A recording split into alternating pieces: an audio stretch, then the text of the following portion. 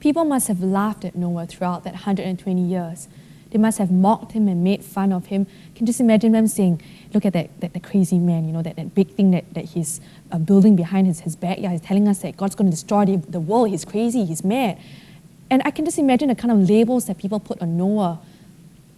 But I can also imagine that on that day when the first drop of rain fell from the sky, that day must have just been like a normal day.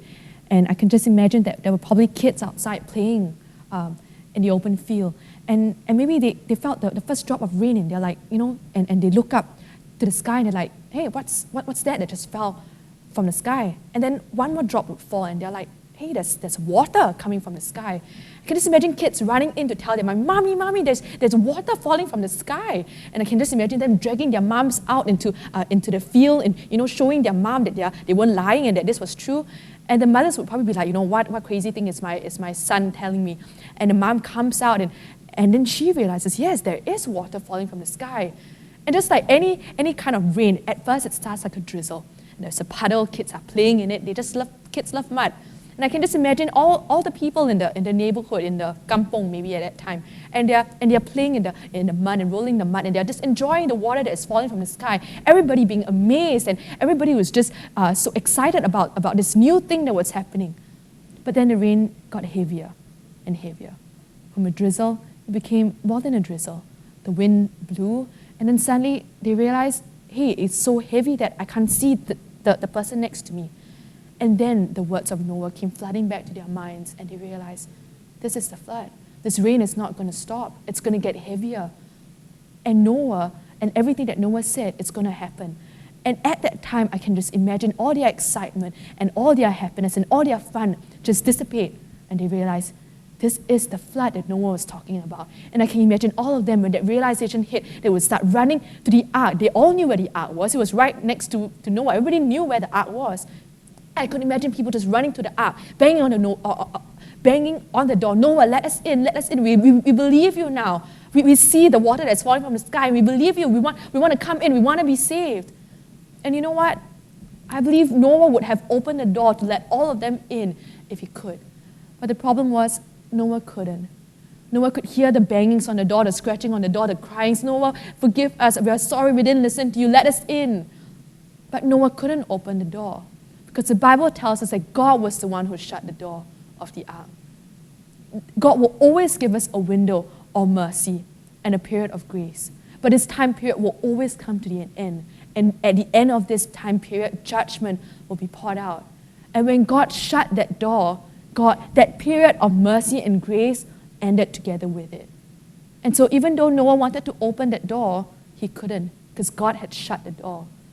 We are now living in a time period of grace, but this time will also soon come to an end, and there too will be judgment on our world and on our time. Genesis 7:21-23 tells us what happened.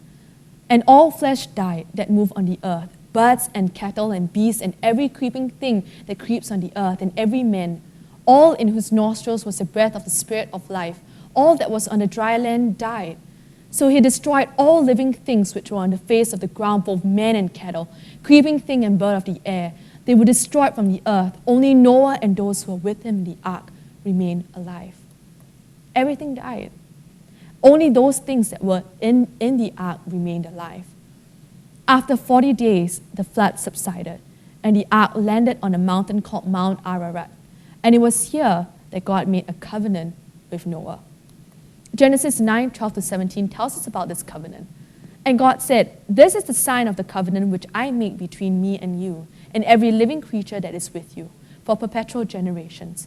I set my rainbow in the cloud, and it shall be for the sign of the covenant between me and the earth. It shall be when I bring a cloud over the earth that the rainbow shall be seen in the cloud. And I will remember my covenant which is between me and you and every living creature of all flesh. The waters shall never again become a flood to destroy all flesh. The rainbow shall be in the cloud, and I will look on it to remember the everlasting covenant between God and every living creature of all flesh that is on the earth." And God said to Noah, "This is the sign of the covenant which I have established between me and all flesh that is on the earth." A covenant is a contract or an agreement between two people. And in these verses, we know about a covenant that God made with Noah.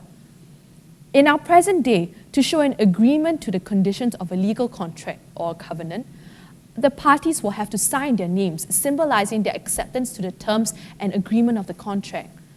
Well, God and Noah's contract also had terms and conditions, and there was also a sign to show their acceptance. God's part of the covenant was that he would never again destroy the earth by flood. The sign of the covenant that God gave was a rainbow. Noah's part of the covenant was to multiply and replenish the whole earth. Every time we look at the rainbow, we can remember God's faithfulness. God kept to his covenant with Noah, and ever since that day when the flood destroyed the earth, till today, there has not been a flood so great that the whole earth has been wiped out. God has been faithful to his promise to Noah. The rainbow will appear after every rainstorm, and this is a reminder to us of God's unfailing promises. We don't have to worry that the rain would come, it would rain and it would never stop, and the flood would overtake the entire earth. We don't have to worry about that because God's promises are true. And we can be reminded of God's unfailing promises and his faithfulness to us every time we look at the rainbow. This brings us to key number 4, that every time God makes a covenant with men, there will always be a physical sign. And in this case, between Noah and God, that physical sign of the covenant was a rainbow.